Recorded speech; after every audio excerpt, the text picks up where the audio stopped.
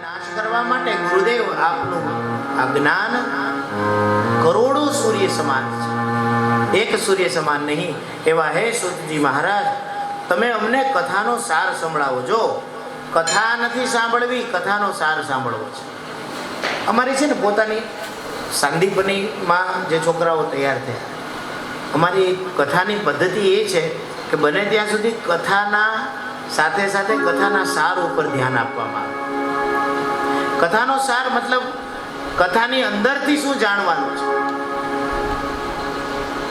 બદામની ઉપરની વસ્તુ ખાવાથી જાડા ન થાય, શક્તિ ના આવે, અંદરથી મીંજ નીકળે ને, એ બદામનો સાર છે.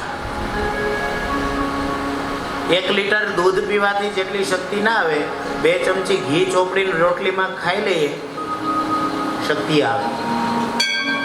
શું કામ? કેમ કે ઘી એ દૂધનો સાર છે. એટલે જોજો તમે, ધ્યાનથી સાંભળજો.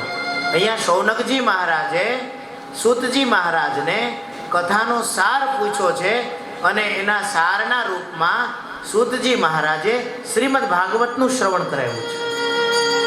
એનો મતલબ સ્વામીજી, ભાગવત એ કથા નથી, ભાગવત એ કથા સાર છે. દૂધ નથી, ઘી છે. એટલે ઘીનો એક સારો ગુણ એ છે કે ખાતા ભેગી તરત જ શક્તિ આપે. પણ એક બીજી સાવધાની એ પણ જરૂરી છે કે ઘીને પચાવવું થોડું અઘરું છે. શાસ્ત્રની વાતો પચાવવી અઘરી છે. સમજીને ચાલીએ તો વિવેક જાગે. શાસ્ત્ર ચર્ચા કરતી વખતે અને શાસ્ત્ર ચર્ચા સાંભળતી વખતે સાવધાનીની જરૂર છે. સાવધાન શબ્દની વ્યાખ્યા છે અવધાનેન સહિતમ ઇદમ સાવધાનમ. અવધાન, અવધાન એટલે નિશાની લેવી ને એને કહેવાય અવધાન. આપણી ભાષામાં કહીએ તો ટીક લેવી. સાવધાનનો મતલબ જે વસ્તુ કહેવાય રહી છે એના બાજુ જેનું ધ્યાન જાય એને કહેવાય સાવધાન. તો તમે અમને કથાનો સાર સંભળાવો, આવું પૂછતા વેદ જે સંભળાવ્યું છે તે ભાગવત, તે કથા નથી, કથાનો સાર છે. સુતાખ્યાહી કથા સાર. બીજો પ્રશ્ન, ભક્તિ જ્ઞાન અને વૈરાગ્યથી યુક્ત એવો વિવેક અમારામાં કેવી રીતે વધે તે કહો. ત્રીજો પ્રશ્ન, માયા અને મોહથી વૈષ્ણવો કેવી રીતે બચે છે. આ સંસારમાં બધાય માયામાં ફસાયેલા છે. એકબીજાના તાણાવાણામાં, મને કોઈકની માયા છે, કોકને બીજાની માયા છે, કોકની તરફ મારું ધ્યાન નથી, એને મારી માયા છે. માયા એટલે મમતા. બધા માયામાં ફસાયેલા છે. એ માયાને કારણે એક શત્રુ ઉત્પન્ન થાય છે, એનું નામ છે મોહ. એટલા માટે રામાયણમાં મોહને, રાવણને મોહનું પ્રતીક કીધું છે. મોહ દશ મૌલી તદ ભ્રાત અહંકાર પાકારી જીત કામ વિશ્રામ હારી. તુલસીદાસજી મહારાજે વિનય પદાવલીમાં વર્ણન કર્યું છે. દશમૌલી એટલે રાવણ છે, એ મોહ છે. તદ ભ્રાત, એનો ભ્રાત એટલે ભાઈ, કુંભકર્ણ તે અહંકાર છે. એટલે મોહ 10 માથા વાળો છે. 10 માથા વાળો રાવણ છે, એનો મતલબ મોહ 10 માથા વાળો છે. આપણે 10 જગ્યાએ મોહ છે. આપણી નોકરીમાં મોહ છે, આપણા પૈસામાં મોહ છે, આપણી પ્રતિષ્ઠામાં મોહ છે, આપણા પરિવારમાં મોહ છે. આ મોહનો ને માયાનો વૈષ્ણવો નાશ કેવી રીતે કરી શકે એ મને મહેરબાની કરીને તમે કહો. આ પ્રશ્ન કર્યો છે. અને આ ઘોર કલિયુગમાં જ્યારે જીવ અસુરતાને પ્રાપ્ત થયો છે ત્યારે એમાં કેમાંથી કેવી રીતે મુક્ત થાય. શ્રેયસામ યદ ભવેત શ્રેય. શ્રેય કરવાઓ વાળાઓમાં પણ જે સર્વશ્રેષ્ઠ હોય અને પાવનાનામ ચ પાવનમ, પવિત્ર કરનારાઓમાં જે સર્વશ્રેષ્ઠ પવિત્ર કરનારું હોય એવું સાધન અમને તમે કહો. અને આવા પ્રશ્ન કરતાની સાથે સૂતજી મહારાજ જવાબ આપવા માટે તૈયાર થાય છે. સૂતજી મહારાજે જવાબ આપ્યો છે. પ્રીતિ શૌનક ચિત્તે તે યતો વચમી વિચાર્ય ચ સર્વ સિદ્ધાંત નિષ્પન્નમ સંસાર ભયનાશનમ.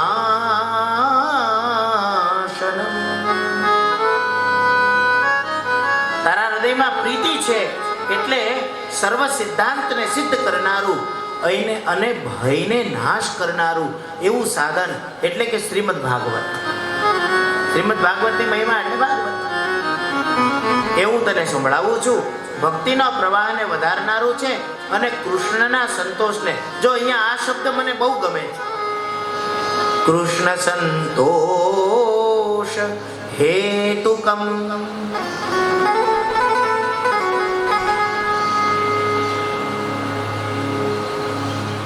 આપણે માળા કરશું તો ભગવાન રાજી થશે કે નહીં એની કોઈ જવાબદારી નથી. આપણે તપસ્યા કરીએ ભગવાન પ્રસન્ન થશે કે નહીં કોઈ લખેલું. તીર્થ સ્નાન કરીએ, પૂજા કરીએ, એકાદશી કરીએ, વ્રત કરીએ, એકટાણા કરીએ, આ બધું કરવાથી પરમાત્મા પ્રસન્ન થશે કે નહીં એની ખાતરી શાસ્ત્રમાં ક્યાંય મળતી નથી. હા, હળકથન લખ્યું છે કે 11 રહ્યો તો ભગવાન પ્રસન્ન થાય, ગંગા સ્નાન કરો તો પાપનો નાશ થાય, લખ્યું છે. પણ ભગવાનની કથામાં સ્પષ્ટતયા લખ્યું છે ભક્ત્યોગવર્ધનમ યચ્ચ કૃષ્ણ સંતોષ હેતુકમ. ભક્તિને પ્રવાહને જે વધારનારું છે અને જે કૃષ્ણને સંતોષ આપનારું છે.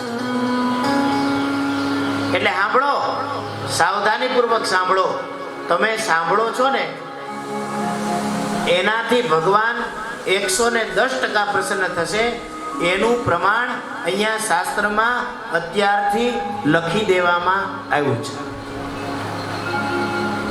આ રિસિપ્ટ છે ભગવાન દ્વારા તમને અપાયેલી કે જો તમે કથા સાંભળી રહ્યા છો તો ભગવાન તમારા ઉપર સંતુષ્ટ છે, ભગવાન તમારા ઉપર રાજી છે. ભક્ત્યોગવર્ધનમ યચ્ચ કૃષ્ણ સંતોષ હેતુકમ. કૃષ્ણને સંતોષ આપનારું તદહમ તે વિધાસ્યામિ એવું આ સાધન તમને કહું છું. સાવધાન તયા શૃણુ. સાવધાન થઈને તમે સાંભળો. જો શાસ્ત્ર છે ને એ સાવધાન થઈને સાંભળવા માટે છે. શાસ્ત્ર સાંભળતી વખતે સાવધાની ન હોય તો ઓલું કાલે મેં તમને કીધું ને ભજન સાંભળતા હોય ને સતારસાની રચના હાલતી હોય ને ઓલો ત્યાંથી પુકાર કરતો હોય ભલે જાડેજો, ભલે ભલે જાડેજો, એટલે કે જાડેજાનું ભજન નથી. સાવધાનીનો મહત્વ છે. વક્તા જે અર્થમાં કહી રહ્યા છે એ જ અર્થમાં એને સમજો. વક્તાનું બોલવા માટેનું કારણ એક જ છે, આપણને સત્ય સમજાય એટલા માટે. એટલા માટે મેં હિન્દી ભાષામાં એક સરસ મજાનું સૂત્ર સાંભળ્યું છે. એ સૂત્ર મને બહુ ગમે છે. मैं उसके लिए जिम्मेदार हूं जो मैंने कहा है. हाँ, मैं उसके लिए जिम्मेदार हूं जो मैंने कहा है. मैं उसके लिए जिम्मेदार नहीं हूं जो तुमने समझा है. હું એના માટે જવાબદાર છું જે મેં કીધું છે. તમે શું સમજ્યા છો એની જવાબદારી તમારી. એક જગ્યાએ તો સ્વામીજી ભરવાડ પાર્ટીમાં કથા, ભરવાડ લોકોને ત્યાં આંગણામાં, ઘણા લોકો ઘરમાં કથા કરાવે ઘર આંગણામાં, એટલે ઘેટા ને બકરા ને બધું બહાર બાંધ્યું. એકાદ બકરી કુડામાં બાંધીને રાખી હશે અને ચોગાને સાફ કર્યું, બધા બેસાડ્યા. વક્તા ભાગવતની કથા સંભળાવતા સંભળાવતા વક્તાએ કીધું આ શાસ્ત્રની વાણી બહુ કડક છે. ઘણી વખત આપણને શાસ્ત્રની વાણી સાંભળતા લાગી જાય છે, આપણને લાગે છે, આપણને એનો ઘા લાગે છે શાસ્ત્રની વાણીનો. વક્તાએ આવી રીતે કીધું ત્યારે મિનિંગ શું થાય? ઘા લાગે છે એનો મતલબ સત્યનો બોધ થઈ જાય છે, ખરી વાત છે, સાચું છે, એ ખરી વાત છે એવું લાગવું, એ ઘા લાગવો કહેવાય. ભાઈ એક ડોશીમાં પાછળ બેઠા બેઠા સાંભળતા હતા, એને આ ઘા લાગવો શું એનો મહત્વ અર્થ સમજાણો નહીં. 1 દિન 2 દિન થયા ને 2 દિવસ પછી ઘણાયને શું છે એવો નિયમ હોય કે ઘરે નીંદર ના આવે પણ કથા સાંભળવા બે ને એટલે નીંદર આવે. અમારા પૂજ્ય ભાઈશ્રીને એક સેવક હતા. સેવક બહુ ઊંચા, રાતને દિવસ સેવા કરે, હજી છે, બેઠા છે ભગવાન જાજુજી વાળે. પણ એને નિયમ એવો કે ગમે એ હોય, દિવસ હોય, સવાર હોય, બપોર હોય, સાંજ હોય, એ કથા સાંભળવા બેસે ને એટલે શરૂ અહીં મંગલાચરણ શરૂ થાય.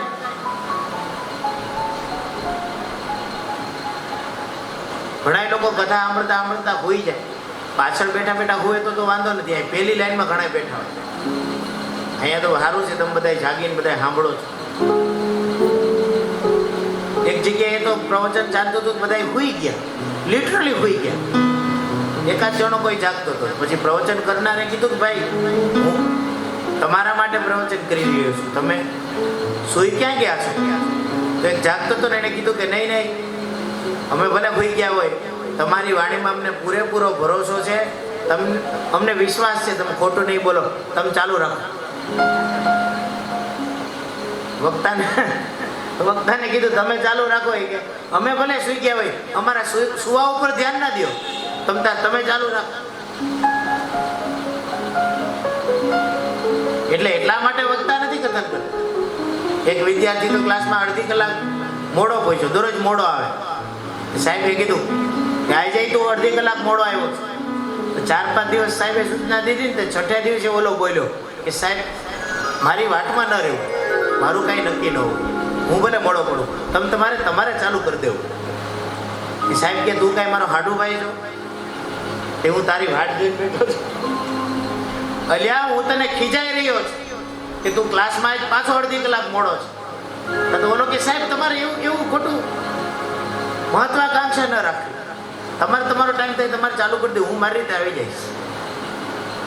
ઘણા એવી ટેવ હોય, એવો જવાબ આપે. આપણે કહીએ તમે ટાઈમે કાલે આવી જાઓ, હું મારા ટાઈમે પૂકી જાય. પણ તમારો ટાઈમ કયો છે એ તો કયો. હું મારા ટાઈમે પૂછી જાય, પણ તમારો ટાઈમ કયો? હું મારા ટાઈમે આવી જઈશ.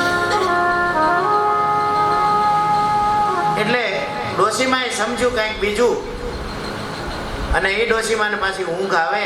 3જે દિવસે બેઠા બેઠા કથા સાંભળતા હતા, અને ઉપર વળી બહુ સુંદર મજાની આજુબાજુમાં પંખાની વ્યવસ્થા હશે. માજીને નીંદર આવે, ધીરે ધીરે ઊંઘ આવવા લાગી. માજી છેલ્લે બેઠા હતા અને બાજુમાં ઓલી બકરી બાંધી. માજીએ ધીરે ધીરે કરીને ઊંઘ આવવાનું શરૂ થયું ને, કે માજીને ઝોલે ચડ્યા. ઘણા લોકો ઊંઘ કરે, જોવા જેવું હોય. ઊંઘ કરવા વાળા પાછા કેટલા હોશિયાર હોય. ઊંઘ કરતા કરતા પાછા આપણે સામું જોવે, અને વક્તાને ખોટું ન લાગે અને ખબર ન પડે કે અમે ઊંઘી રહ્યા છીએ, એટલે પાછા કેમ કરે જોવા જેવું. આવી રીતે બેઠા બેઠા કથા સાંભળતા હોઈ જાય. પછી પાછા વક્તાને સામું ધ્યાન જાય.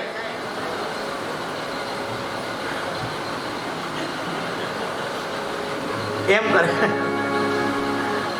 એટલે ભાઈ તું સાંભળતો જ નથી, તું હા હે નહીં પાડે છે. ઝોલું ખાતા ખાતા વચ્ચે પાછા ઝોલું ખાય. બરાબર કે અમે બધું બરાબર જ કરીએ છીએ, તું બરાબર સાંભળ. કૃપયા ધ્યાન દીજીએ કે આમાં અમારે ધ્યાન દેવાની જરૂર નથી, તમારે ધ્યાન દેવાની જરૂર. એ ડોશીમાને ઊંઘ શરૂ થઈ, અને જેવા વક્તાએ વક્તવ્ય શરૂ કર્યું, માળીએ શરૂ કર્યું, એટલે માળી સૂતા હતા એમાં વક્તાને કઈ વાંધો નહોતો. કોઈ કદાચ હોઈ જાય. મારા ભાઈશ્રી તો કહે કે ઘરે નીંદર ના આવતી હોય ને કથામાં આવતી હોય ને તોય વાંધો નહીં, કથામાં આવીને બેસવું, એ બાને તમને નીંદર તો આવી જાય. બે કઈ વાંધો નથી, વક્તાને કોઈ વિરોધ નથી, વક્તાને બોલવાનું કામ છે. એટલે માળી ધીરે ધીરે ઊંઘ કરવા લાગ્યા, એટલે વક્તાને કોઈ વાંધો નહોતો. પણ 2-3 વાર માળીએ આવી રીતે આમ માથું નમાવ્યું ને, એટલે બકરીને એમ થયું કે માળી મારી હારે ઢીક લે છે. વક્તાને ખોટું ન લાગ્યું, પણ બકરીને ખોટું લાગ્યું. 2-3 વાર માળીએ આમ કર્યું બકરી બાજુ, એટલે બકરીએ આમ જોયું, ના રહેવા દ્યો. અને બકરી પણ એવું નહોતું, માસા. બકરી ઉદાર હતી, 3-4 વખત તો બકરીએ જવા દીધું, એવું કાંઈ નહીં. બકરી ક્ષમાશીલ હતી.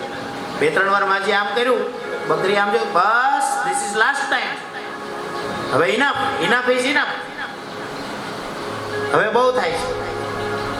કેમ કે બકરીને એવું લાગતું હતું કે આ માડી મારી અરે ઢીક લે છે. પછી 4થી વાર પછી આમ કરીને આમ કર્યું ને બકરીનો મગજ ગયો બાજુમાં જઈને જે ઢીક મારી માડીને, અને માડીને બકરીની ઢીક માથામાં લાગીને પછી માડી જે બોલ્યા ને સાંભળવા જેવું છે. જેવી ઢીક લાગીને માડી કે એ મહારાજ વચન ધીમે ધીમે ફેંકો, આ માથામાં લાગે. ત્યારે વક્તાને એમ થયું કે માડી એમ સમજ્યા કે વચન લાગે એટલે આમ માથામાં ધીમણું ઉઠી જાય, એમ લાગતા હશે એમ. વાહરે શિકારી મારા કીધો શિકાર દિલમાં, નયનું ના બાણ માર્યા છે આર પાર દિલમાં. પણ એ વચનના બાણ જે છે એ તો હૃદયમાં લાગે, માથામાં થોડા લાગે. એટલે સાવધાન તયા શૃણુનો કહેવાનો મતલબ છે સાવધાન થઈને સાંભળવાનો મતલબ છે વક્તા જે અર્થમાં કહી રહ્યા છે મહેરબાની કરીને એ જ અર્થમાં સાંભળો. હા, એટલે મને એવી ટેવ છે કથામાં કોઈને કોઈ વાત છે ને હું દ્વિવાર કહું, પલટાવી 2 વાર કહેવાની આદત છે. શું કામ 2 વાર સૂચના દેવી? આપણી કાઠિયાવાડી ભાષામાં ગાંઠ બાંધી, એમ ગાંઠ વાળીને કીધું. હા, એટલે પતિ પાસેથી દરરોજ ઘરનો નળ તૂટી ગયો હોય, પત્ની 3 દિવસથી નળ મગાવે અને પેલો લાવે નહીં. પછી પત્નીએ પતિના રૂમાલમાં ગાંઠ વાળી દીધી કે જો આ ગાંઠ વાળું છું, નળ લાવવાનો છે. આ ગાંઠમાં શું લખ્યું છે? બોલો કે નળ લાવવાનો છે, રેડી. એ પછી સાંજે પાછો નોકરીથી ઘરે આવતી વખતે રૂમાલ આમ કરીને આમ કર્યું, રૂમાલમાં ગાંઠ આવી, નળ લાવવાનો છે. યાદ એટલે આપણી ભાષામાં ગાંઠ વાળી કહેવાય. વક્તા કોઈ વાતને શીખવે ત્યારે ગાંઠ વાળીને શીખવે, પુનરાવર્તિત કરે એ વાતને કે સમજો. પણ સાવધાન થઈને શ્રવણ કરવું એ તો શ્રોતાનો ધર્મ છે, એમાં વક્તાને કોઈ કર્તૃત્વ નથી. અહીંથી મારે જે કહેવાનું છે હું કહી દઉં છું, પછી સાંભળવું, યાદ રાખવું, કાર્ય તો શ્રોતાનું છે. તો સાવધાન થઈને તમે સાંભળો. આ હું સુખદેવજી મહારાજનું પરમ પુરાણ શ્રીમદ ભાગવત કહેવા માટે જઈ રહ્યો છું. આમ કહીને સુતજી મહારાજે કીધું, કાલ વ્યાલ મુખગ્રાસ ત્રાસ નિર્ણાસ હેતવે શ્રીમદ ભાગવતમ શાસ્ત્રમ કલુ કીરેણ વાસિત. કાળરૂપી વ્યાલ, જો ઉદાહરણ બહુ સરસ છે, સાંભળીએ તો તમને ખબર પડશે. એક જગ્યાએ એક વ્યક્તિએ એક દ્રશ્ય જોયું. સ્વામીજી, સર્પે ડેટકો પકડ્યો છે. સર્પે ડેટકો પકડ્યો, ડેટકો સર્પના મોઢામાં અડધો ચાલ્યો ગયો છે. ડેડકો સર્પના મોઢામાં અડધો ચાલ્યો ગયો છે. એ ડેડકો મોઢું ખોલી જીભ લંબાવી અને ઉડતા જીવડાને પકડવાની કોશિશ કરે છે. આ ચિત્ર વક્તાએ બતાવ્યું કે એક સર્પે દેડકાને પકડ્યો છે અને દેડકો બીજા કીટાણુને ખાવા માટે જીભ લંબાવી રહ્યો છે. આ ચિત્ર એ દેડકાનું નથી, એ સંસારમાં ફસાયેલા જીવનું છે. ઓલો સર્પ એટલે કાળરૂપી સર્પ જીવરૂપી દેડકાને પકડીને બેઠો છે, અને છતાં પણ અને પાછો અડધો દેડકો સર્પના મોઢામાં ચાલ્યો ગયો છે. અડધો દેડકો સર્પના મોઢામાં ચાલ્યો ગયો છે, છતાં એ દેડકો જીવડાને પકડવાની આશા રાખે છે. એનો મતલબ અડધો દેડકો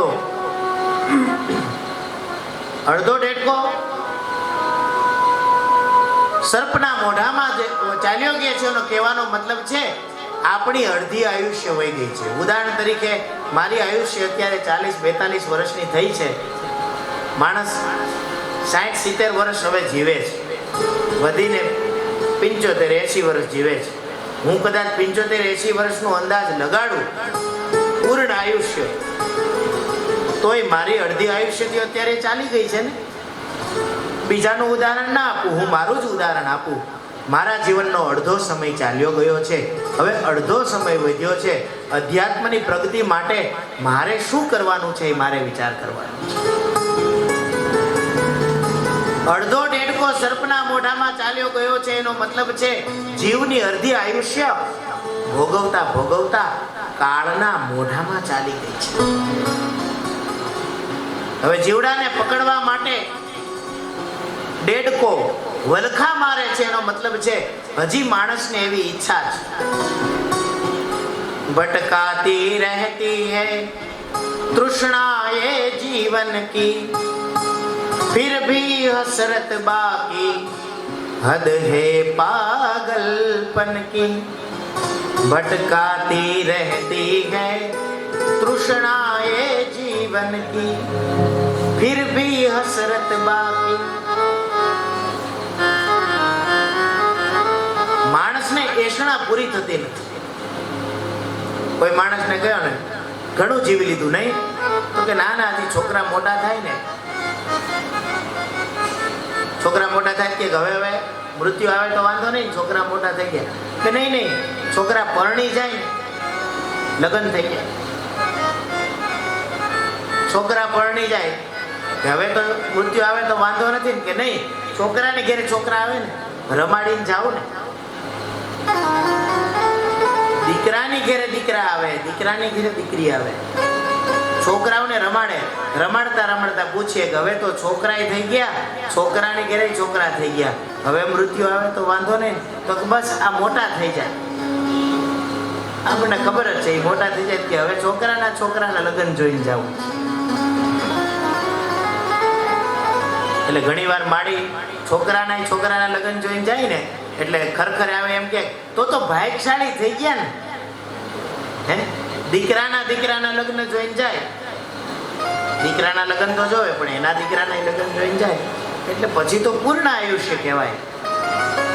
આયુષ્ય ભલે ગમે એટલું થાય, માણસને મરણની શરણ જવામાં સ્વીકાર નથી. મૃત્યુ તો દુય આવે છે, મૃત્યુ તો આવે જ છે, પણ મૃત્યુનો સ્વીકાર કરતા નથી.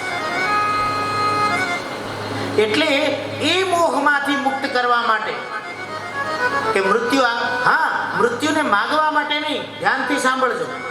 મૃત્યુ માગવા માટે શાસ્ત્ર સંભળાવવાનું નથી, પણ મૃત્યુ ગમે ત્યારે આવે, માનસિક રીતે મૃત્યુનો સ્વીકાર કરવાની જે વાત છે, એ બુદ્ધિ, એ મતિ, એ વિચારધારા,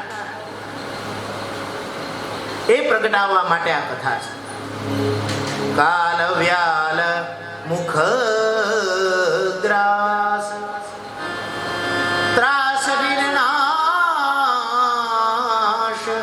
હે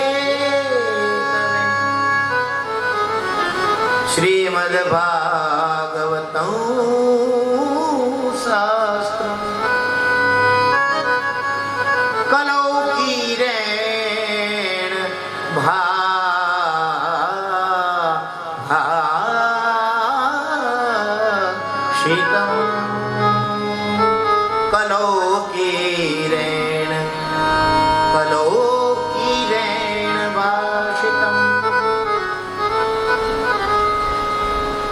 એટલે મૃત્યુથી ભાઈ કોઈ મુક્ત નથી થવાનું. માફ કરજો, કડવું સત્ય છે છતાંય કહી દઉં. જેનાથી આ ભાગવત કથાની શરૂઆત થઈ એ સુખદેવ અને રાજા પરીક્ષિતને 7મે દિવસે મરણને શરણ થવાનો શ્રાપ છે. ગુરુદેવ સુખદેવજી મહારાજ એ મરણથી રાજા પરીક્ષિતને બચાવી શક્યા નહીં. શું કામ બચાવી શક્યા નહીં? શક્તિમાન નહોતા એટલા માટે કે નહીં,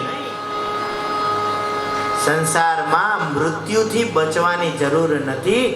મૃત્યુ એ તો જન્મ સાથે જોડાયેલું સત્ય છે. તમે બધા હરખે હરખે જાત્રા કરવા આવ્યા છો, તમને કાલે એવી જાહેરાત કરવામાં આવે કે બસ તમે આવ્યા, મજા આવે છે તો કે હા, ગંગા સ્નાન કરો છો તો કે હા, આનંદ આવે છે તો કે હા, કે બસ હવે તમારું ફિક્સ થઈ ગયું, હવે તમારે ઘેરે નથી જવાનું. હે, છાતી ઉપર પાણો પડે હો, નથી જવાનું એટલે રિટર્ન ટિકિટ છે, નથી હું જવાનું.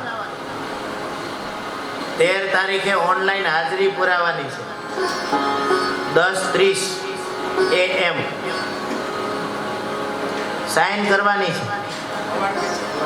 હે અહીંયા મારે એક શાંતિ છે, હું એકલો નથી, અહીંયા ઘણા બધા માસ્તર ભેગા જ છે. બધાને 13 તારીખે ખુલવાનું છે. શિક્ષકોને વળી ખુલવાનું હતું, વળી છોકરાને ક્યાં નથી ખુલવાનું? એને ખુલવાનું છે. હે બાળકોને ખુલવાની. જવાબદારીઓથી ઘેરાયેલા છીએ આપણે. એટલા માટે અમારા ગુરુદેવ ભાઈશ્રી કે આપણા માટે શબ્દ સંસારમાં આપ્યો છે વ્રાજક, અને જે નીકળી તો જાય છે પણ પાછી આવવાની રિટર્ન ટિકિટ નથી, એના માટે શબ્દ છે પરિવ્રાજક. વ્રાજકમાં ને પરિવ્રાજકમાં ફેર છે. સંન્યાસી સ્વામીજી પરિવ્રાજક હોય, નક્કી કરે કે 10 દિવસ હરિદ્વાર જવું છે તો 11મી તારીખની રિટર્ન ટિકિટ હોય તો શું છે, ના હોય ના આવે. અને આપણે તો 9ની રિટર્ન છે, અડધી કલાક પહેલા રેલવે સ્ટેશન જઈને બેસી જાવ, કેમ કે બધાએ પોતપોતાની જવાબદારીઓને લઈને બેઠા છે. કોકને 11 તારીખ, કોકને 12 તારીખ, 13 તારીખથી જવાબદારીઓ છે. આપણી તૃષ્ણાઓ છે, આપણી જવાબદારી છે. તો જન્મની સાથે તો મૃત્યુ નિશ્ચિત છે. એટલે મૃત્યુ એ વ્યવસ્થાનું નામ છે. આપણે વ્યવસ્થાને વ્યવધાન સમજી લીધું છે. વ્યવસ્થાને વ્યવધાન સમજી લીધું છે. તમને નાનકડું એવું ઉદાહરણ આપું. તમે અત્યારે કપડાં પહેર્યા છે, આ કપડાં પહેર્યા છે, તમને એમ કહેવામાં આવે કે તમને દરરોજ સ્નાન કરવાની છૂટ, પણ કપડાં બદલવાની છૂટ નહીં. નાહી લેવાનું પણ પછી એ નહીં, કપડાં પહેરી લેવાનું. હાવ વ્યવહારિક રીતે જવાબ દેજો, કેટલાક દી મજા આવે. કાઢી કાઢીને આ ઉનાળામાં પરસેવો વળતો હોય અને કપડાં બગડતા હોય, કપડાં બદલવાની છૂટ ન હોય, માણસ કેટલા દી કાઢે? 1 દી, 2 દી, 3 દી. પછી ત્રીજે દી માણસ એમ કે નાવા નો દો તો કાંઈ નહીં, પણ કપડાં તો બદલવા દો. અરે કપડા નાઈ તો પવિત્ર થઈ જાય, પવિત્ર ભલે થઈ જાય, તો કપડાં બદલવા એ એક વ્યવસ્થા છે. તો આપણને એ વ્યવસ્થા છે એ ખરાબ નથી લાગતી, સારી લાગે છે. બેગમાં ભરીને લેવા છીએ, સવારના નાવા જાય એ પહેલા નવી જોડી રાખીને જઈએ છીએ. વસ્ત્ર બદલવા એ એક વ્યવસ્થા છે. એમ આત્મા માટે જન્મ થયો, જેમ નવા કપડાં આજે પહેર્યા તો કાલે મેં આજે પહેર્યા છે એ કાલે મેં ઉતારવા માટે જ પહેર્યા છે, એમ કોઈ વ્યક્તિ આ શરીર લઈને જન્મ લીધો છે તો એ કાલે ઉતારવાનો જ છે. એ એક વ્યવસ્થા છે. એક વ્યવસ્થા છે. જેમ બીજે દી સવારે નાઈને કપડાં બદલો ને, એ જેટલી સહજ ઘટના છે, મૃત્યુ થાય ને શરીર છૂટે ને, એ પણ એટલી જ સહજ વ્યવસ્થા છે. પણ માણસ મૃત્યુનો સ્વીકાર કરી શકતો નથી. મૃત્યુ થાય કોઈ સ્વીકાર નથી. અને એના પાછા ઘણા બધા કારણો છે. ઘણા બધા કારણ છે. એક તો એ કારણ છે કે મૃત્યુ પછી આપણે ક્યાં જવું એ આપણને ખબર નથી. આપણું શું થવાનું છે, આગળ અંધારું દેખાય છે. બીજું, એકલા જવાનું છે. એકલા જે આવ્યા મનવા, એકલા જવાના, સાધુ વિના, સાથી વિના, સંગી વિના, એકલા જવાના, એકલા જવાના, એકલા કાળી કાળી કાળજાની કેડીએ કાયાના સાથ દે, કાળી કાળી રાતડીમાં છાયાના સાથ દે, છાયાના સાથ દે ભલે, આ કાયાના સાથ દે ભલે, પોતાના જ પંથે પોતાના વિનાના, પોતાના જ પંથે પોતાના વિનાના, સાથી વિના, સંગી વિના, એકલા જવાના, એકલા એકલા જવાન.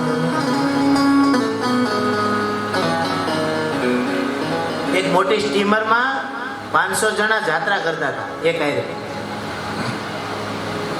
મધદરિયે નાવડી પૂગીને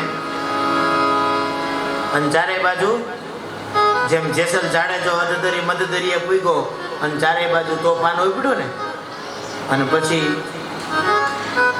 સતી તોરલ અમે બેઠા છે. તોરલ આમ એકદમ સ્થિર થઈને બેઠા છે. ખાવાનો વિષય થાય પડી એવી દેવા, એમાં શું ફેર પડે? શરીર રહે તોય ઠીક છે, ન રહે તોય ઠીક છે, કોઈ ફરક નહીં પડતો. પોતમાં આત્મામાં સ્થિર છે. પણ જેસલ જાડેજો જે આખા જગતને બીવડાવે એ આજ પોતે બીવે છે. જે માણસ કોઈનાથી ન બીવે ને, સ્વામીજી એને મૃત્યુથી ભય લાગે છે. અને ઓમે જે બધાને બહુ બીવડાવે ને એને છે મૃત્યુ બીવડાવે. એટલે કંસને મરણના આગલે દિવસે આખી રાત નીંદ જ ન આવી. આંખ વિચે ને સપનામાં કનૈયો આવે. આંખ વિચે ને કનૈયો છાતી ઉપર બેઠેલો દેખાય. આંખ વિચે ને ભાગવતમાં વર્ણન છે કે પોતે તેલથી આખું શરીર માલિશ થયેલું હોય અને ગળામાં ખોપડીનો હાર પહેર્યો હોય અને ગધેડાની ઉપર ઊંધે મોઢે બેઠો બેઠો જાય. આવું કંસને સપનું આવે છે. ભાગવતજીમાં કથા છે. જે કોઈનાથી ન બીવે ને મૃત્યુ એને બીવડાવે. પણ સતી તોરલ જેને કોઈને નથી બીવડાવ્યા એને મૃત્યુનો ભય નથી. કે જાડેજા બધાને તે બીવડાવ્યા, તું બીવે છે. પાપ તારું એ પ્રકાશ જાડેજા ધર્મ તારો સંભાળ રે. હવે તારી આ નાવડીને ડૂબવા નહીં દઉં, એ તારી બેલડીને ડૂબવા નહીં દઉં. જાડેજા રે એમ તોરલ કે છે. અને પછી ભાઈ બીણો મૃત્યુથી ડરી ગયો. એમ એક સ્ટીમરમાં તોફાન આવ્યું, બધા ડરી ગયા. એમાં અચાનક સ્ટીમરમાં એક કાણું પડ્યું અને અંદર પાણી ભરાવાનું શરૂ થયું. સ્ટીમરનો કેપ્ટન આવ્યો. આવીને હાથ જોડીને બધાને કીધું, યાત્રીજનો, जानकारी देने के लिए मुझे खेद है, પણ આપણી સ્ટીમરમાં કાણું પડી ગયું છે, પાણી ભરાઈ રહ્યું છે. 2 થી 3 કલાકમાં આખી સ્ટીમર ડૂબી જશે. આપણે કેટલાય 100 કિલોમીટર કિનારાથી દૂર છીએ. આપણને કોઈ બચાવવા આવી શકે એમ નથી. એટલે હવે આપણે ચોક્કસ ડૂબવાના છીએ. અને આ તો ભાઈ દુર્ઘટના છે, આમાં મારો કાંઈ વાંક નથી. સ્ટીમરના કેપ્ટને આવીને વાત કરીને અને એક જણો ઠેકડા મારી મારીને રોવા લાગ્યો. મરી ગયો, મરી ગયો, હવે હું મરી જવાનો, હમણાં મરી જવાનો, 2-3 કલાકમાં મરી જવાનો. રોવા માંડ્યો, કકડાટ કરવા લાગ્યો. બીજા બધા નહીં પણ આ સમાચાર મળ્યા હતા, પણ એ બધા બેઠા હતા એમને. ઓલો કકડાટ કરવા લાગ્યો. પછી 2 સમજુ માણસો હતા ને, એની પાસે ગયા, ગયે સરમનો બેસ, રોવાનું બંધ કર. હું રોવે છે, હું રોવે છે. આને કીધું, એ સાંભળ્યું નહીં કાંઈ? એ ઉર્દુમાં નથી બોલતો, ગુજરાતીમાં કીધું. આપણે ડૂબવાના છીએ, આપણે મરવાના છીએ. તો ગમે સાંભળ્યું. તો હું તું એકલો મરવાનો છો? અરે આપણે બધા ડૂબવાના છીએ. ઓલાએ કીધું, કેમ? તો તમે બધા હોત? તો હા, તો વાંધો. રોવાનું બંધ કરીને સ્થિર થઈ ગયો. સમજાણું? એને ખબર પડી કે આ 500 કેપ્ટને કીધું, ઇન્ક્લુડિંગ મી ઓલ્સો, હું એ ડૂબવાનો તમારે ભેગો. એ કે તો બધાય ડૂબવાના છે? તો હા. બધાય મરવાના છે? હા. તો કાંઈ વાંધો નથી.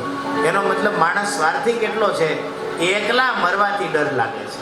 એટલે મૃત્યુનો ભયનું એક કારણ આ પણ છે. એ એકલા જ જવું પડે, એકલા જવું પડે ને, આવ્યા ત્યાં એકલા જવું પડે. એકલા. અરે એક માના પેટમાં ટ્વિન્સ 2 બાળક હોય છતાંય બેયની મૃત્યુની તિથિ અલગ અલગ હોય. એક ઘણીવાર જન્મીને 5 મહિનામાં ગુજરી જાય અને 1 વર્ષો સુધી જીવે છે. જન્મ ને મૃત્યુ તો ભગવાનના હાથમાં છે, પણ આપણે મૃત્યુના ભયથી, એટલે મારે કહેવાનો મતલબ છે, આ વાત મેં એટલા માટે કીધી કે મૃત્યુથી આપણને ભય એટલા માટે લાગે છે, મૃત્યુ પછીની દુનિયાનું અજ્ઞાન આપણે ભૂલી ગયા છીએ. અને વાસ્તવમાં તો આપણે અનેક આપણે આ જન્મમાં મરશું એ પહેલી વાર મરવાના નથી. આપણે આવું, પણ આપણે જે મર્યા છીએ એનું આપણને યાદગારી નથી, આપણે એની સ્મૃતિ નથી, એટલે રડીએ છીએ. બાકી મૃત્યુ એક વ્યવસ્થા છે. તમને કોઈ એમ કે આ 2 રૂમ વાળું, કોયડા વાળું, દેશી નળિયા વાળું આ જૂનું મકાન છે, એ તમારે ખાલી કરવાનું છે. ઓલો કે કેમ?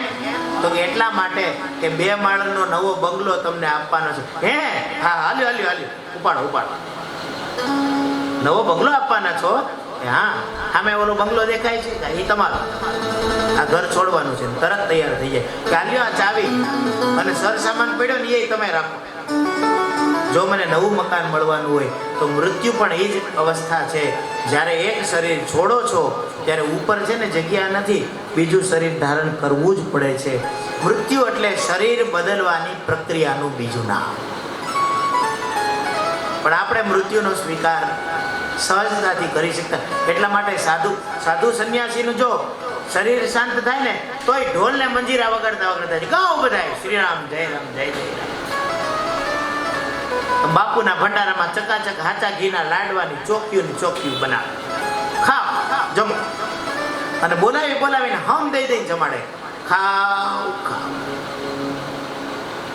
અને સન્યાસી હોય પાછળ રડતા હોય, રોકકળ કરતા હોય, ભગવાનના નામનું સંકીર્તન ચાલુ હોય, પણ એની અંતિમ વિદાય થતી હોય કે આપણા ગૃહસ્થીઓ જેવું ન હોય, રોકકળ કરતા હોય, પાછળ જતા હોય. કેમ કે નથી મોહ, નથી માયા.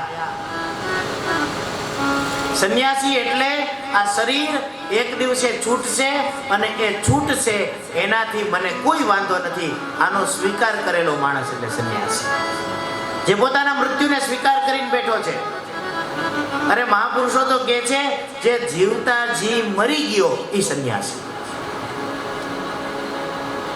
જીવતા જી મરી ગયો એ સંન્યાસી. એટલે એટલા જ માટે તો જે દિવસે સંન્યાસ ગ્રહણ કરીએ તે દિવસે પોતાનું શ્રાદ્ધ થઈ જાય, શિખાનું છેદન, સૂત્ર છેદન. એટલા માટે મહાશ્રાદ્ધ કરવામાં આવે ને ત્યારે સ્વામીજી સંન્યાસીઓને પ્રવેશ ના આપે. આ એક મર્યાદા છે. શ્રાદ્ધ ચાલતું હોય ને ત્યાં સંન્યાસીઓને પ્રવેશ નહીં. હા, શ્રાદ્ધની ક્રિયા થતી હોય, સંન્યાસીઓને પ્રવેશ ના. કોઈ બ્રાહ્મણ નીકળે ને તો એને બેસાડ, સંન્યાસીઓનો પ્રવેશ ના આપે. શું કામ ખબર છે? ઈ જીવન મૃત વ્યક્તિ છે. એટલે સંન્યાસી એટલે જે છે તો જીવતો, પણ પોતાના મૃત્યુનો એને સ્વીકાર કરી લીધો છે. અને પિંડદાન કરવું, પિતૃકાર્ય કરવું, શ્રાદ્ધ કરવું એ ગૃહસ્થીઓના ધર્મનો પ્રસંગ છે, સંન્યાસીનો નહીં. એટલે ગૃહસ્થીનો દાડો થાય અને સંન્યાસીનો ભંડારો થાય. ભંડારો શબ્દ કેવો સરસ, ભંડારા. આપણે તો ધન વૈભવનો ભરેલો રૂમ હોય ને એના માટે શબ્દ વાપરીએ, ભંડાર. સ્વામીજી, કોઈ સંત, કોઈ મહાપુરુષ, એની પાછળ ભંડારો થાય.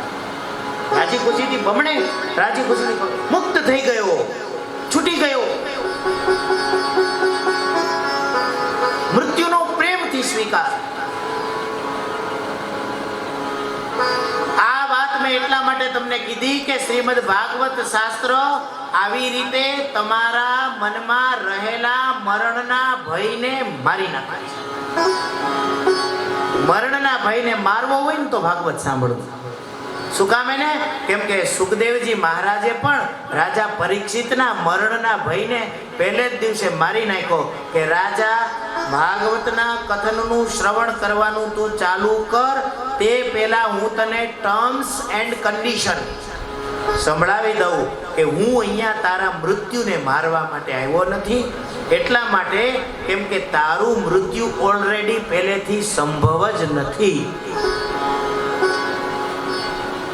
રાજા પરીક્ષિત તું જીવનમાં બધુંય કરી શકે, પણ તારાથી તને જે ઓલા તક્ષકનો કરડવાનો શ્રાપ આપ્યો છે ને ઋષિએ, કે રાજા તારું મૃત્યુ થશે, તને કહી દઉં ફોર યોર કાઇન્ડ ઇન્ફોર્મેશન, તારા માટે બધું જ શક્ય છે, પણ તારા માટે મરવું શક્ય નથી. એ શક્ય નથી. રાજાએ કીધું વોટ? કે હા, તને જે શ્રાપ આપવામાં આવ્યો છે એ તને લાગુ પડતો નથી, કેમ કે તું મરી જ શકે નહીં. કેમ બાપુ, હું કેમ મરી ન શકું? બાપુએ કીધું કેમ કે તું જન્મો નથી એટલે. હે? તો આ શરીર તો કે એ જન્મો છે, તું નથી જન્મો. તો હું તો કે તું તો યાત્રામાં છો, તું તો યાત્રામાં છો. અત્યારે આ દેહની યાત્રા કરે છે. આ તારો દેહ, આ તારી જ્ઞાતિ, આ તારા હગાવાલા, આ તારા મા બાપ, આ તારી પત્ની પરિવાર, આ તારા ભાઈ, આ બેન, આ તારું નામ, આ તારી યોગ્યતા, આ તારું જ્ઞાન, આ તારું પદ, આ તારો પૈસો, આ બધું તારું. એ બધું તારું છે, તું નથી. Then who are you exactly? That know very well by Shrimad Bhagavat કથા. તું કોણ છે? એટલે પરીક્ષિતે તો પહેલે જ દિવસે મરી ગયો. હા, ઓ એનો મતલબ જેના માટે જે શ્રાપથી હું રોતો હતો એ સંભવ જ નથી. કે નો, તું મરી જ ના શકે. હે સુખદેવજી મહારાજ, તો મરે કોણ? કોઈ મરે નહીં. તો સુધારને કી સમય આ ગયા. તમ અમારી મનોવૃત્તિ. એક જણાને હું જ્યાં આંગળી અડાડે ને ત્યાં દુખે. ડોક્ટર સાહેબે કીધું આંગળી જોવા દેતો, તો આંગળી જ પાકી. ડોક્ટરે કીધું આંગળીમાં ડ્રેસિંગની જરૂર છે. કે બાપુ જ્યાં આડું ત્યાં દુખે છે. મનોવૃત્તિ પરિવર્તિત કીજીએ. ઉંમર જેટલી ગઈ એટલી રહી નથી. મારું ઉદાહરણ છે, મારી ગઈ એટલી નથી રહી. તો હવે જે અડચણો આવે છે એમાં મારે જ મનોવૃત્તિ સુધારવાની જરૂર છે. મારા દુઃખનું કારણ હું છું. मुझे अपने में सुधार करना पड़ेगा. સ્વામીજી સમજાવવાની કોશિશ કરી, મનોવૃત્તિ સુધરી નહીં. સ્વામીજી કીધું હવે કોઈક આવ્યો હોય બાજુમાં એમને ઉદાસ મોકલવું હોય તો સારું નહીં. ઉભો રે ભાઈ, મરતો નહીં, આલે આ ફળ, જો આ ફળને તારી પત્ની ખાય તો એને સંતાન થાય. સ્વામીજી નીચે ફૂદડી લગાડી દીધી, ટર્મ્સ એન્ડ કન્ડિશન, જો ખાય તો થાય. સ્વામીજીને ખબર જ હતી આની પત્ની ફળ ખાવાની નથી.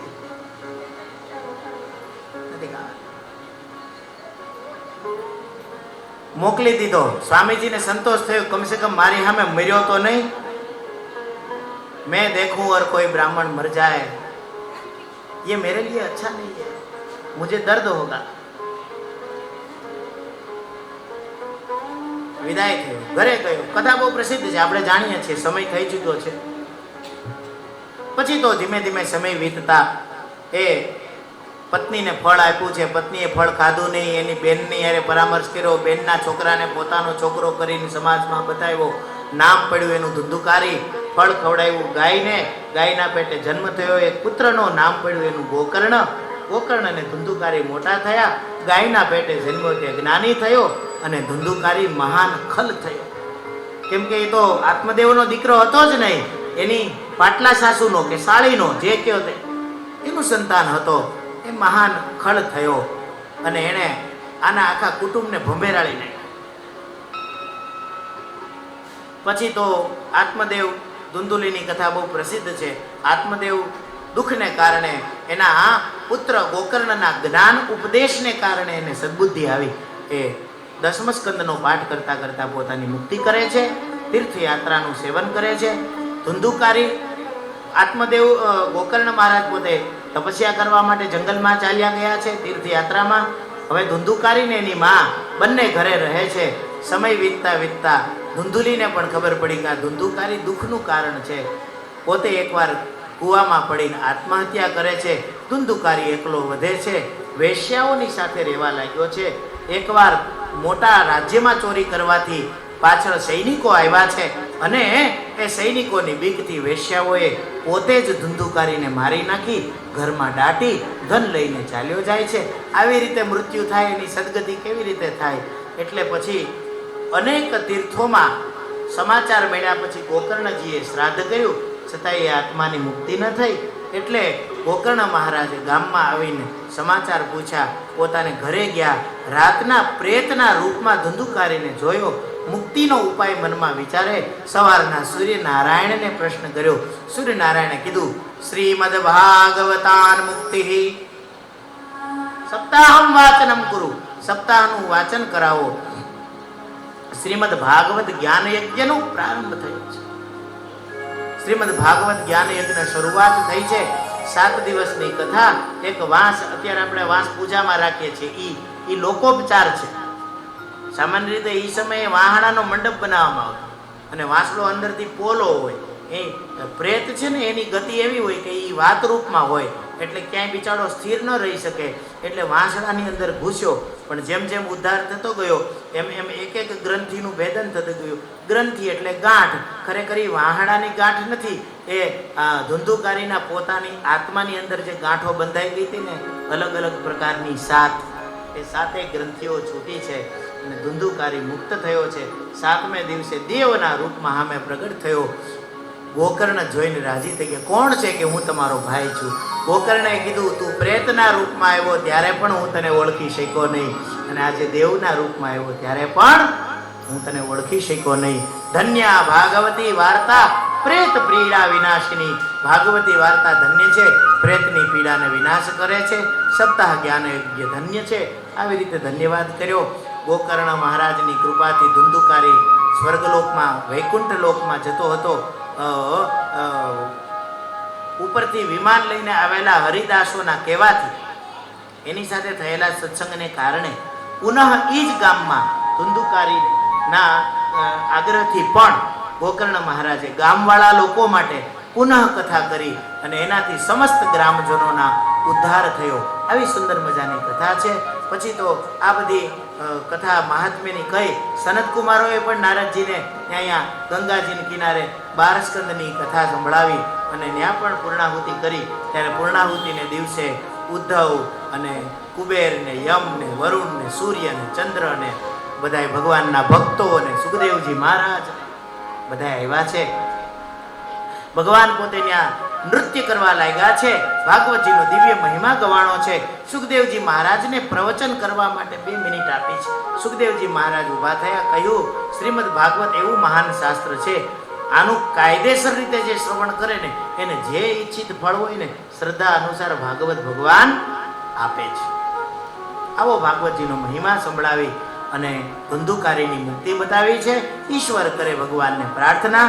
આ બામટા પરિવાર, સમગ્ર પરિવાર જે લોકો છે, દલસુખભાઈ, રતિભાઈ, કાંતિભાઈ, નંદલાલભાઈ, અનિલભાઈ, મયંકભાઈ, રાજેન્દ્રભાઈ અને એમના પરિવારજનો બધા જ જે લોકો આમાં સાથે ભળ્યા છે, આ બધા જના સમગ્ર પિતૃઓ જેમ ધુંધુકારીનો ઉદ્ધાર થયો છે.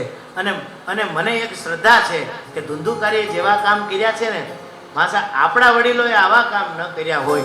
એટલે જો ધુંધુકારી જેવાનું કામ થઈ જતું હોય તો આપણા પિતૃઓનું ચોક્કસ થશે એવી આપણા મનમાં શ્રદ્ધા છે અને ભાગવત ભગવાન આપણા ઉપર કૃપા કરશે એ પ્રાર્થના સાથે અહીંયા ભાગવત કથાનો વિરામ થયો. પછી શ્રીમદ ભાગવત કથાનું આયોજન કેવી રીતે કરવું, કેવડો મંડપ બનાવવો, વક્તા કેવા પસંદ કરવા, પછી પૂજન કયા કયા દેવોનું કરવું અને કેટલો ધનનો પ્રયોગ કરવો અને કેવી શ્રોતાઓના લક્ષણો કેવા હોય, આ બધું વિસ્તારથી વર્ણન કર્યું છે. કયા દિવસે કથા કરવી જોઈએ, જાજા ભાગે પિતૃઓ માટે હોય એટલે મુહૂર્ત જોવામાં આવે છે.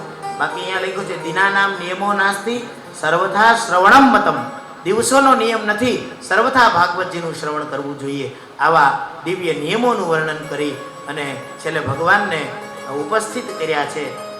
ત્રિકમ ત્રિભંગ લલિતાકૃતિ ભગવાન શ્રી કૃષ્ણ પ્રગટ થયા છે. પૂછ્યું છે, બોલો શું ઈચ્છા છે? ભગવાને પૂછ્યું એટલે નારદજીએ કીધું કાંઈ ઈચ્છા નથી પ્રભુ, આશીર્વાદ આપો. તો કે એમ નહીં, હું આવ્યો છું તો કંઈક માગો. ત્યારે નારદજીએ કીધું જે જગ્યાએ શ્રીમદ ભાગવત કથાનું આયોજન થાય પ્રભુ તમારે ત્યાં પધરામણી કરવાની. ભગવાને કીધું હું તો ભાગવતના રૂપમાં ત્યાં જ હોઈશ અને બીજો કૃષ્ણ જન્મના રૂપમાં પણ આવીશ. તો કે એમ નહીં, તમારે દિવ્ય રૂપમાં પણ ત્યાં બિરાજમાન રહેવાનું.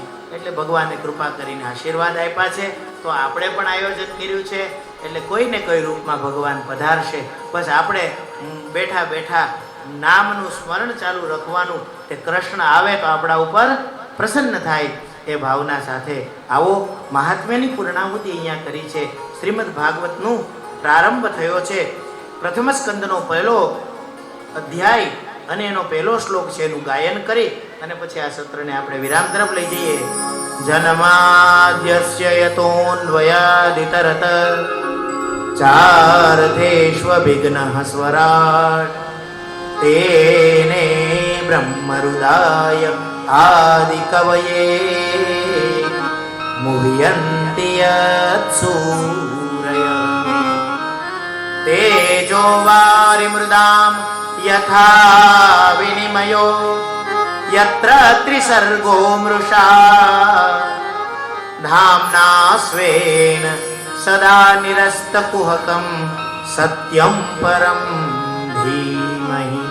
પરમ સત્યનું ધ્યાન ધર્યું છે. આવો આપણે પણ સત્યને પ્રણામ કરીએ. સત્યં પરમ ધીમહિ, સત્યમ પરમ ધીમહિ. પરમ સત્યને નમસ્કાર કર્યા છે. 2 મિનિટ માત્ર હરિનામ સંકીર્તન કરીને સત્રને વિરામ આપીએ. પછી પરમ પૂજ્ય સ્વામીજીના ચરણોમાં પ્રાર્થના કરીશું. સ્વામીજી અહીંયા બિરાજિત થશે અને પોતે દિવ્ય વચનામૃતોનો આપણને લાભ આપશે. આપણે તો 2 હાથમાં લાડવા છે, કથાનો લાભ ને પ્રવચનનો પણ લાભ. આ શ્રીમદ ભાગવત એ વેદ વેદાંતનો સ્વામીજી સાર છે અને આપ પણ વેદ વેદાંતની જ કથા કહો છો. એટલે અમને બંને પ્રકારે લાભ મળી રહ્યો છે. આવો 2 મિનિટ નારાયણને યાદ કરી સત્રને વિરામ તરફ લઈ જઈએ.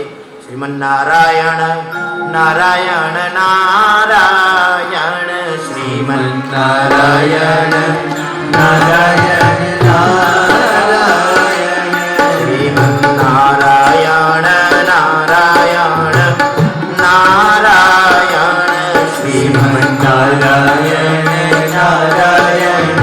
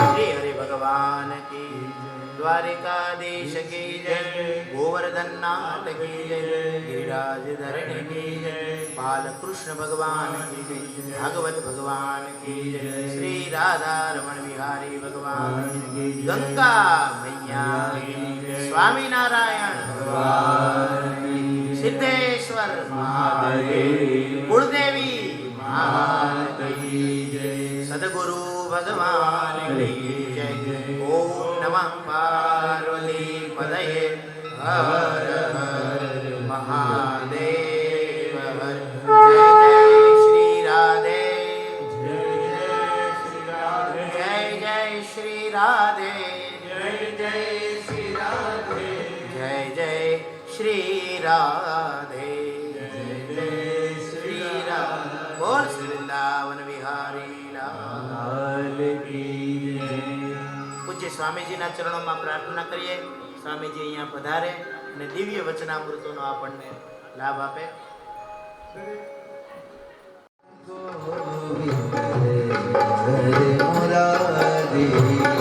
શ્રી કૃષ્ણ ગોવિંદ હરે મુરારી. હે નાથ નારાયણ વાસુદેવ. હે નાથ નારાયણ વાસુદેવ. હે નાથ નારાયણ વાસુદેવ. હે નાથ નારાયણ વાસુદેવ.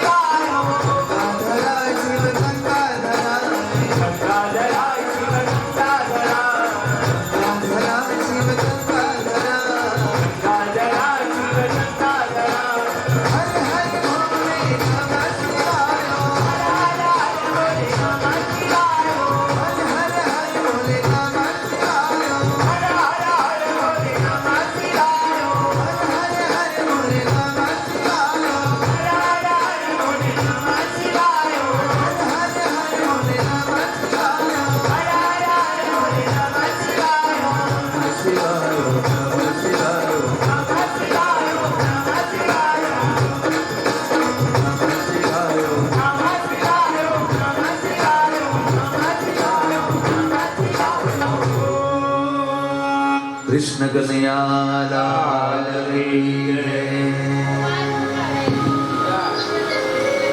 હવે જો કે આપણે બધા ખરેખર ભાગ્યશાળી છીએ કે પૂજ્ય ભાઈશ્રીના કૃપાપાત્ર શિષ્ય એવા વિપુલ કૃષ્ણ શાસ્ત્રી સરસ મજાનું આપણને ભાગવતનું દોહન કરી અને આપણને પાયર્યા છે. સાથે સાથે એ પણ આપણે ભાગ્યશાળી છીએ કે આપણા સંન્યાસી એવા પૂજ્યપાદ નિસ્વરૂપ સ્વામીજી એ પણ આપણને ભાગવતમાંથી નિચોડ લાવી અને એમાંથી પણ આપણને રસપાન કરાવી રહ્યા છે. તો આપણે એમનો પણ લાભ લેવાનો છે. તો જલ્દી બધાએ પોતપોતાના સ્થાને વિરાજમાન થશે અને હવે હું વિનંતી કરીશ પૂજ્યપાદ સ્વામીજીને કે એઓ એમની વાણીનો લાભ આપશે. તો પૂજ્યપાદ નિસ્વરૂપ સરસ્વતીજી.